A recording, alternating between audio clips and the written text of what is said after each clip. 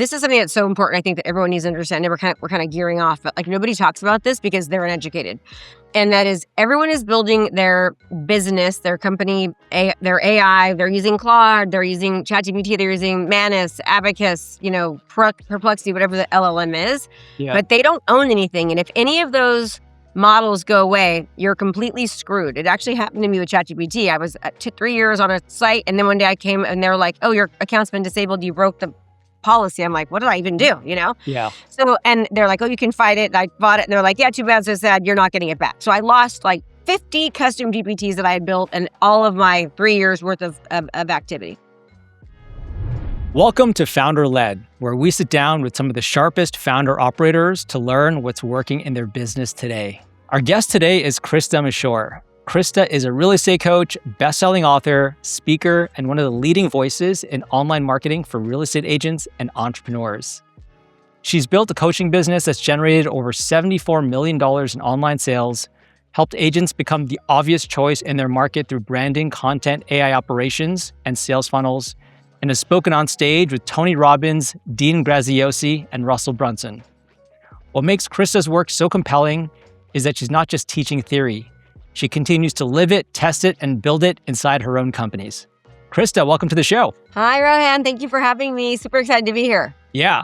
Well, Krista, I want to dive right into it. And so one of the most common topics that our audience wanted to hear about was your sales funnel, and specifically how you've driven tens of millions of dollars through your webinar funnel. So we'd love for you to walk through that end to end, and then I'm sure I've got some more questions for you. Yeah. So first of all, anytime I start a campaign, this is something that I've been doing for well over, probably close to over 15 years, is I will create brand awareness campaigns, always video campaigns, where I put those videos, because it's very, very inexpensive. It's like less than a penny, right, to get someone to see you.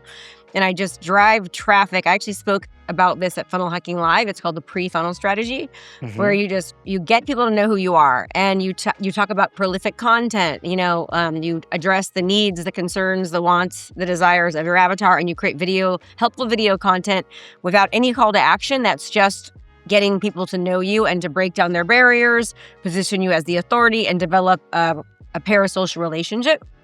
What a parasocial relationship is, it's like somebody feels like they know you, right? Because they're watching you. Kind of like when you watch TV and you cheer for the good guy, and you cry and like with the characters because you feel like you know them. It's the same kind of a thing.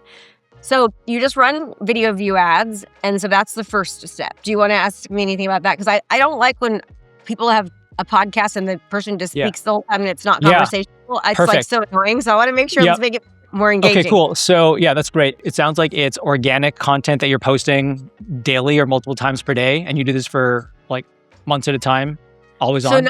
So it's definitely organic content. Like everything is repurposed. So it's actual paid ads. So I'll do paid video view ads, paid engagement ads. That's directed to my target audience that, it gives like high value information without asking them to do anything in return. And then we do like retargeting ads that will touch on the same subject they originally were interested in. And then they have the ability to click, but they don't have to. And then we do retarget again. And then then we ask for their contact information. So most people they'll just be like, oh, let me do a lead magnet, or I want to collect people's contact information, but they haven't established authority yet, developed trust, or anything like that. So my strategy has always been, it's what I teach my students. I teach entrepreneurs, business owners is create high value content, target your audience, obviously, and make sure you're being in front of them, and then retarget them with similar information. Okay, got it. So it sounds like your video content. And when you say high value, is it is it educational content? Is it like that middle of funnel? Is it top of funnel awareness to the problem? Is it more conversion based? Take the next question. Good question. So top of funnel is always shorter videos, right? It's 45-second, super awesome hook that is just speaking directly to the avatar. And then from there, it starts to retarget them to more shorter funnel, short form videos. And then it drives traffic to the funnel. I don't know if you've seen this. These are all the funnels that we've done so well with. And then we also have all these too from Go High Level. I'm in the top Okay. 1% of that as well. But all from this strategy. It's just high value video content, not asking for anything, just developing a relationship and positioning yourself as the authority, retargeting, and then driving traffic to your funnel. And that's where you also more video content, and then you ask for the information. Okay. And this information is to register for the webinar. Is that right? The information is to just absolutely like educate them, right? Over serve, over deliver, over educate, and then whatever your call to action is. So my call to as a real estate agent, I teach them to do this with something called an authority funnel, where they will do it for a specific neighborhood, and then they'll do like a neighborhood update of what's happening in the neighborhood as far as the market update. And then their call to action would be like request a market analysis, right? Whereas if it was someone like you would do it, the same thing. And then you would say, okay, like this is how LinkedIn works and here's what you do. Right. And no one wants to, of course, do it themselves because it's too hard. And, there's a million tricks that you have that they don't know. And so you educate them. And then it's like, hey, if you'd like to book a call or schedule a strategy session or figure out what your gaps are, like book a call or so it's whatever your call to action would be. Okay. So that's the first part of it, right? Okay. It's a whole especially if you're a new business or it's a new offer, you want to do that first. Okay. So that's step one. Let's walk through maybe the steps and then we can get through the timeline of someone, many of our people in our audience are consultants, agency owners, executive search firms, and they don't have the presence that you do. So it'd be good to understand Hold on. So that's a very common misconception. Okay. So like when I first started as a real estate agent, I was a newer agent and I started this strategy and started selling over 100 homes a year, every single year, very quickly. I went from like nobody knowing who I was because I was a foreclosure agent, not marketing myself, to like going from 169 homes selling in a year down to 12. And I started this strategy and I was back up to over 100 homes a year. This works for people selling t-shirts. It works amazing for any type of local entrepreneur, right? Or consultant, coach, consultant, expert, insurance agent, a chiropractor, real estate agent, lender, like dentist, anything. Because what happens is that, I don't know if you've ever heard of the 7-11-4 principle from Google, that people need to this is like a 10-year-old study, but they need to see 7 hours, 7 hours of content, 11 different interactions on 4 different platforms before they'll ever even click. So this is how people get, and it's like, it doesn't even cost a penny. Like it's cents. It's cents. It's like hardly any money at all. Like I'll spend $200 and get like 400 hours of watch time on a local video, like targeting my audience because it's, does that make sense? So it's like, it's highly targeted. If that's what you're saying. Yes, it's very targeted to your audience, especially in a local type of consultant or, agency or business, right? It works so well because, that's the first part about it. So you say 4 different platforms. Like your agents, they're not on 4 different platforms. So like, I teach them how to do repurposing. So like, I have a white label on Go High Level, and if there's something called also Repurpose.io. So you could use Repurpose.io, and Repurpose.io is an AI software, and it will like take one of your videos and it will put it in the right content, the right format with your colors and brand, with the way it's supposed to look for that, for all the different channels, social media sites. platforms. Yeah. Okay. Yeah. Okay. And so what platforms would be, let's talk about agents for a second, then we'll switch over to make it more generalized. So for your agents, I'd imagine IG is like pretty popular, but what are the other platforms that they're on? Facebook, Instagram, YouTube Shorts, like YouTube, like long form if they'll do it, which most of them don't. YouTube's huge right now. And also like there's a massive opportunity right now in the world that most people don't understand. And that is AEO, GEO, like how to get recommended by the language learning models. And then when you get recommended by the language learning models is you answer questions that people are typing into language learning models. It's just like when somebody goes, so like part of the 7-11-4 principle, and this is from actually a person called Sabri Subri. He talks about the larger market formula, which is that only 3% of any market, regardless of what industry you're in, are ready to buy right now. Right. But there's 17% of people that are like information gathering. They're thinking about making a change. And so they're going out and they're watching videos and they're going to YouTube and they're going on ChatGPT and they're researching.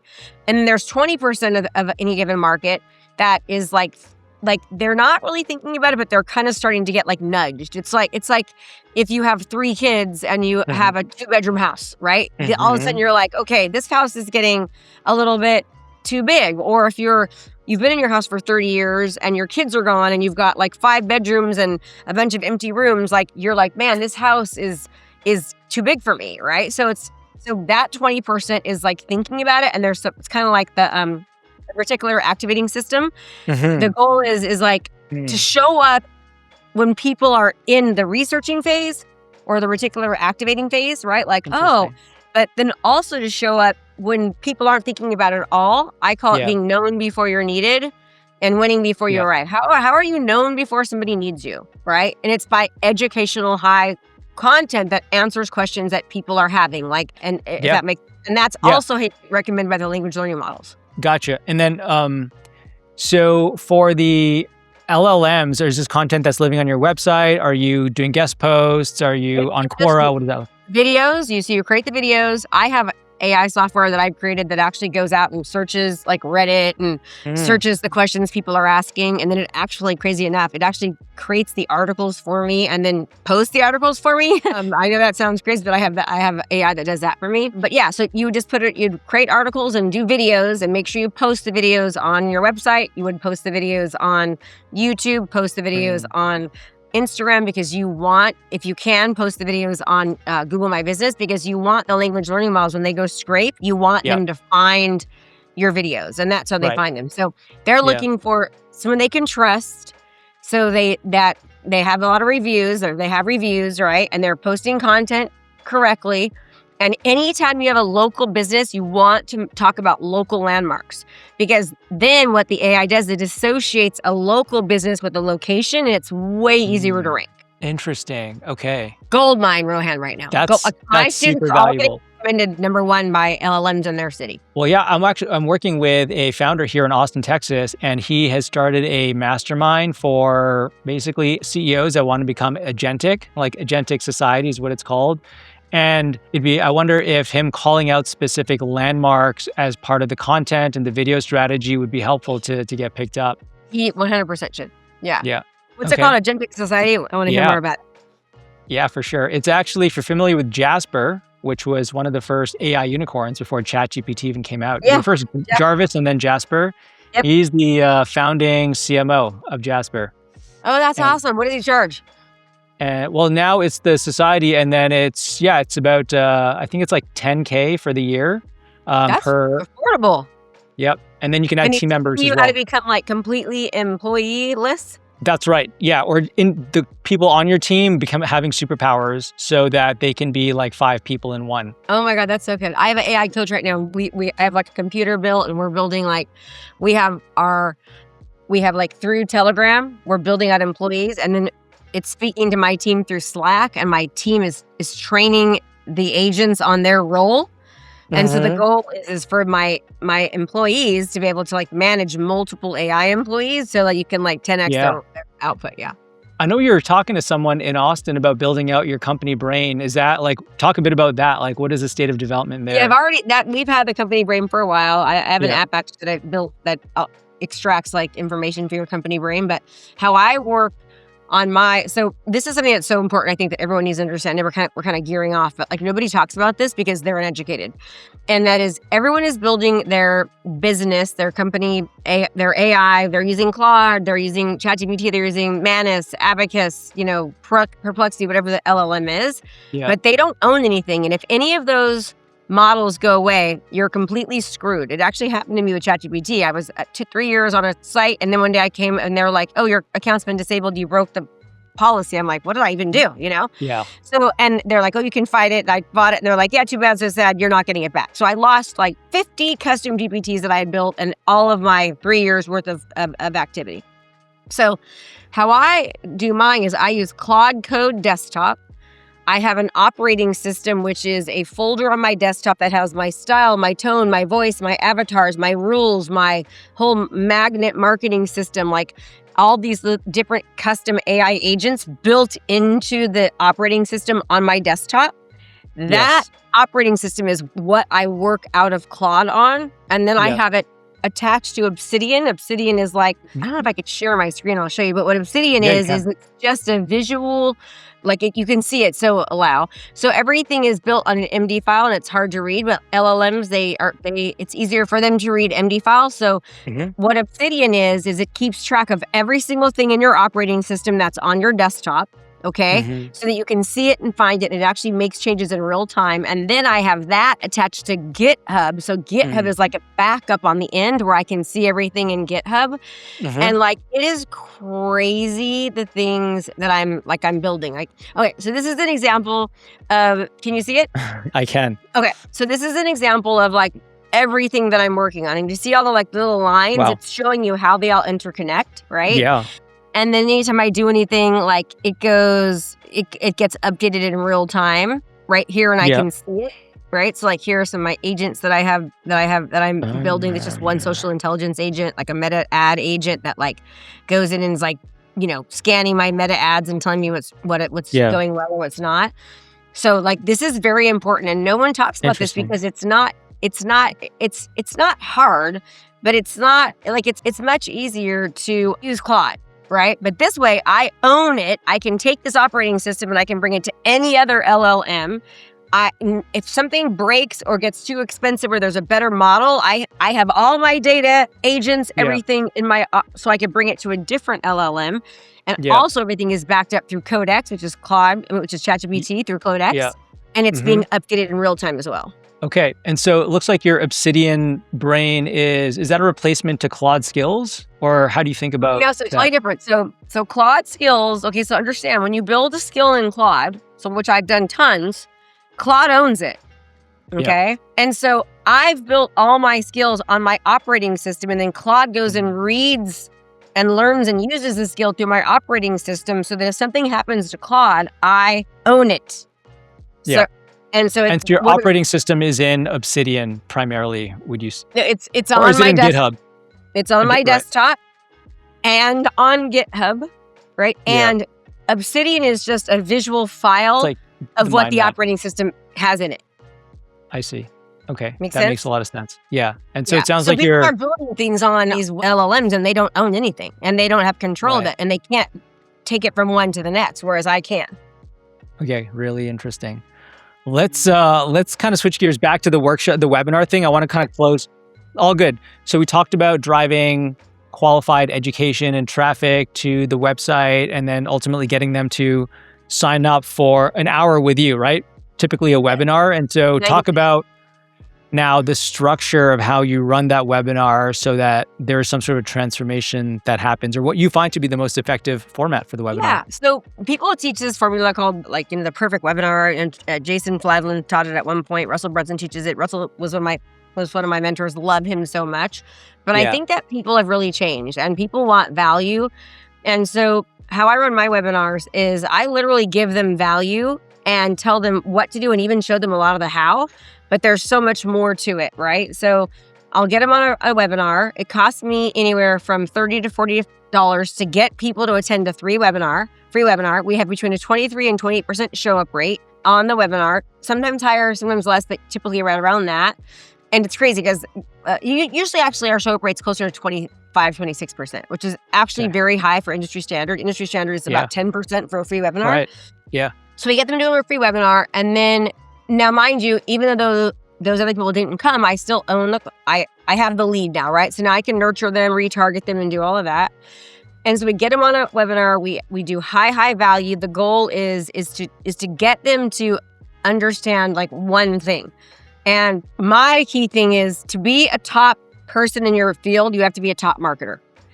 To be a top producer, you need to be a top marketer. To be a top chiropractor, you need to be a top marketer. To be a top consultant, you need to be a top marketer. The better marketer you are, the better you'll do in every aspect of your business. And so then I go over this thing called the magnet system, and I talk to them about how they can market themselves, and by creating Facebook ads and retargeting and being seen. And then I teach them about the whole video strategy I told you about earlier on the call. Yeah. And that's the whole thing. And then from there, it's okay, great. If you want to learn how to do this, I'm going to give you access to a 3-day virtual event, and I charge $47.99 for this virtual event.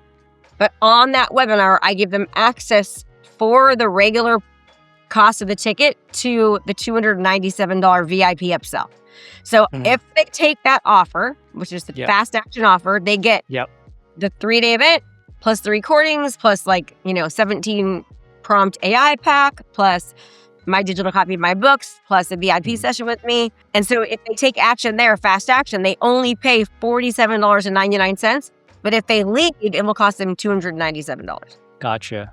Okay, so they need to transact from that link, which expires within an hour of webinar. Oh yeah, it's they can only get it there. Okay, and then what is maybe talk about your ascension model around, it sounds like you got the 47, the 297, and then how does it increase from there in terms of access to you?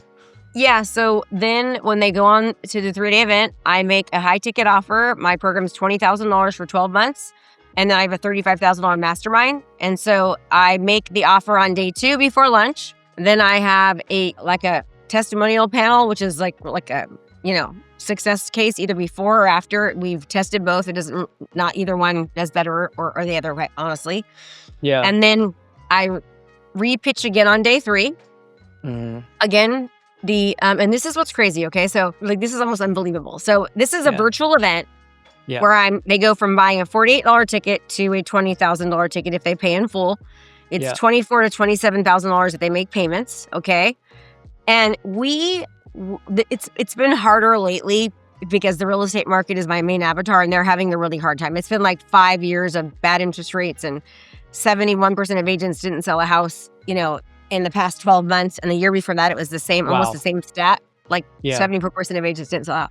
So they're having a hard time, but we're still we're converting still at if you look at how many people are on pitch, over 10%. And people are actually seeing us on virtual. Yeah. And we're converting about 5 to 6% of the total registrants, even though not all of them are there. It's because of the way that the event is structured. So I wrote the book called The $1 Million a Month Model, actually. And so I've taught this process to someone that teaches funnels, a coach that coaches coaches, somebody who teaches the tapping method, a hypnotist, somebody who teaches freelancers. And they've had 7-figure launches, 6-figure launches following the model.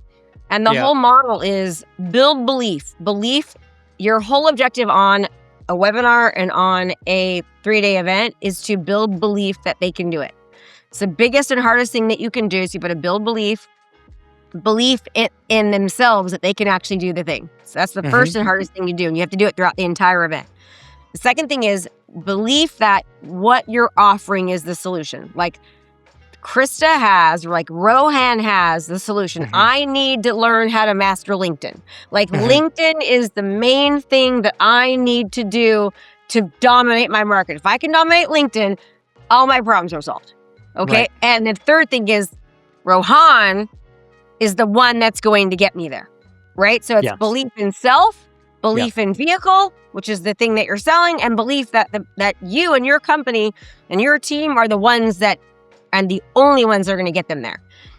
And you do that throughout the entire event. Yeah. Okay. I like that. That sounds very simplified, but it sounds like the essential components of it, which is believe in yourself, believe in the mechanism, the vehicle, and that you have the right guide to take you to deliver that transformation. Yeah. And it's the hardest thing to do. And so one of the things, I literally believe I'm the best salesperson in the world, better than any. And I just am. I can sell, ice to an Eskimo kind of a thing. Because number one, I also believe in what I'm selling, right? I know it works and I know it, and I have the best team ever.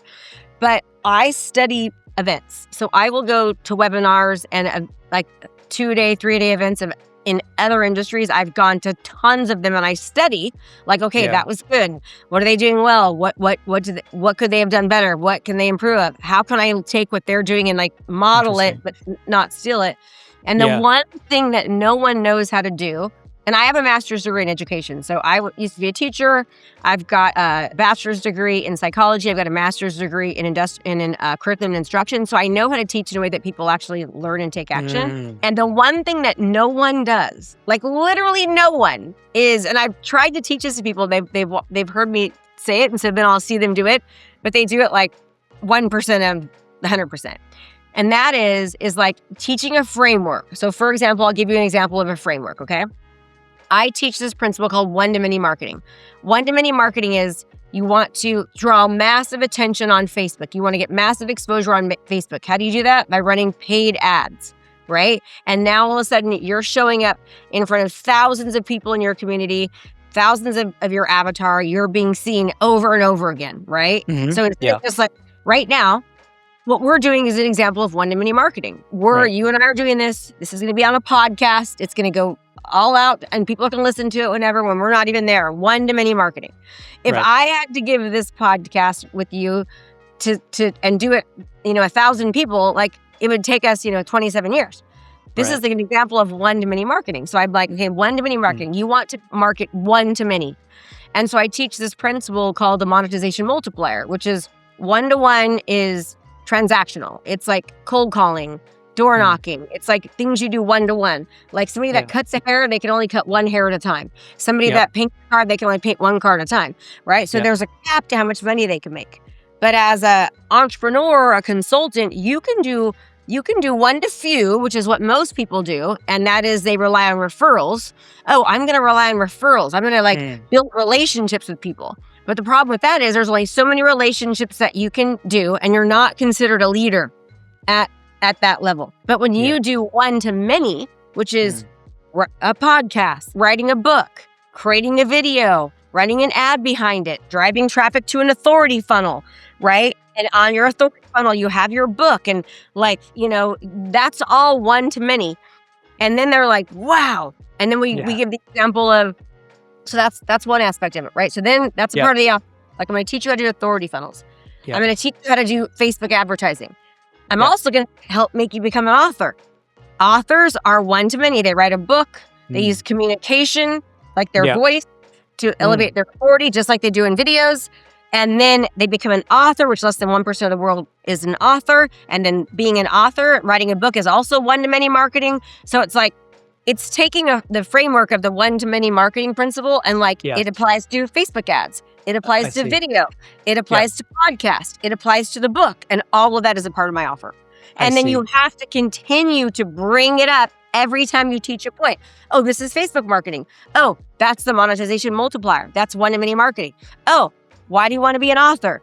Again, that's the monetization multiplier. That's one-to-many marketing. No one does that. I have not seen one expert do that.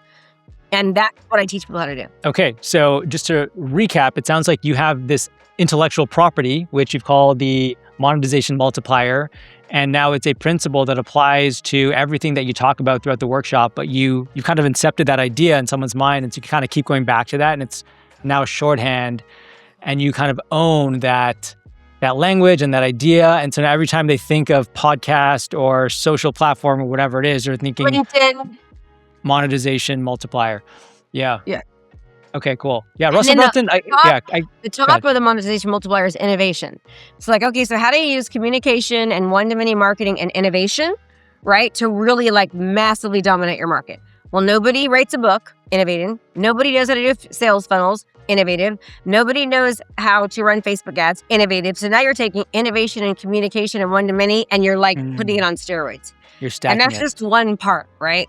So that's one principle. Another principle is okay, you don't want to be Netflix. You want to be Netflix, not Blockbuster, right? So then you talk all about why Netflix did so well, why Blockbuster didn't, and then you relate the whole time. So every time I teach a teaching point, I'll be like, okay, the monetization multiplier, or okay, this is like Netflix, and then the whole event you keep going back to it, and then people oh, they're getting it, and that builds belief in vehicle. Belief in self and belief that they need your help to get it. Yeah. Okay. I like that. And so what would you say if someone goes on this 12-month journey with you, what are they getting, say, in the first 3 months, the 6 months, and the 12 months? Is there a sort of a rollout of services that they're getting, or is it really just ongoing as they're building things out, they have access to you and your team? Yeah. So when they join our coaching program, we teach them how to do this, they have access to my team and myself. And we help that we literally walk them through their launch, right? Identifying their offers, building their offer, building their slides. I give them my whole framework, and I say, okay, it's the same as mine. It's just they have their teaching points put in. So it's like, here's your whole thing you're going to do. You're going to this is where your teaching goes, because it applies to anything. Right. And we can modify it a little bit if we can. And now we're getting to the point where we're able to help people more with like creating their slide deck quickly with AI, right? Creating like, it's all being magnified. I mean, like when I first started doing this with the coaches, I would give them a 12-page document on their client avatar, and it would take them literally 30 hours. Now they answer a couple questions and it spits out the same document along with their competition in a matter of minutes. And it's way better. Okay. And so what do they value the most? Is it this monetization multiplier, which is really just sales and marketing and dominating their niche? Is it the internal operations within their organization that's like AI enabled? So like your audience, right? They're consultants. They're great at what they do, but they lack visibility. They lack exposure. They're awesome at their careers, but nobody knows about them. They're the best hidden secret ever, right? Exactly. They're the biggest hidden gems in the market. They're the biggest hidden secret ever. So this strategy helps them be like creating video content, targeting their ideal content with high value video, right? Which is hard because a lot of people don't like doing video. They're afraid of it. Right. Yeah. They don't like the way they look, the way they sound, or they're not an expert, they're a fraud. So it's like getting them to do it is difficult. But that's like the biggest aspect of it is like you can dominate any industry or niche. That's how I've created a $74 million coaching business. I started this exact same process that I did in real estate as a coach. And it was just like, get in front of my audience, be prolific, talk about prolific things, give them high value, keep targeting them and retargeting them, and then drive them to a funnel, and then it's like most people do it the opposite. And the cost to acquire a customer, the cost per lead is outrageous now. So this makes it way more affordable marketing. People think it takes longer, but it really doesn't. Yeah. So you mentioned a couple of things that are, I think, common choke points or bottlenecks with people that get started building their audience. So one is they feel uncomfortable showing up on camera. And so that's why they might like write posts, and that's fine. It's a good entry point. And what we do is we'll have a conversation with our clients, for example, and it's them showing up and really just being on a podcast. And then we'll clip that up because they feel more comfortable just sharing their thoughts in conversation versus just, putting a camera up. So that's kind of like lower friction. But I think another thing that you mentioned. That's what you do. So you meet with your people, you have them on a podcast, and then that's great idea, Rohan. Yeah.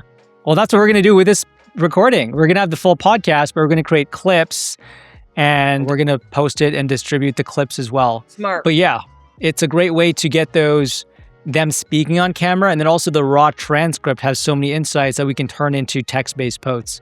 Because oftentimes on LinkedIn, some of the video is great to build trust, but the text-based posts, oftentimes people are just scrolling, they're at work or whatever, and those generally get more engagement and more bookmarks and saves because it's value dense, and that ultimately gets more reach on LinkedIn. That's awesome. So I have a friend, she uses some kind of software, and you might know about this already, but what she does is, because LinkedIn doesn't want you taking them off the platform, right? Yeah. So what she does is she has an automatic workflow that when somebody posts on like one of her blog articles, like you should be telling all of your people to be writing blog articles right now, like answering questions that their audience has, because that's how you're getting ranked by AEO, GEO.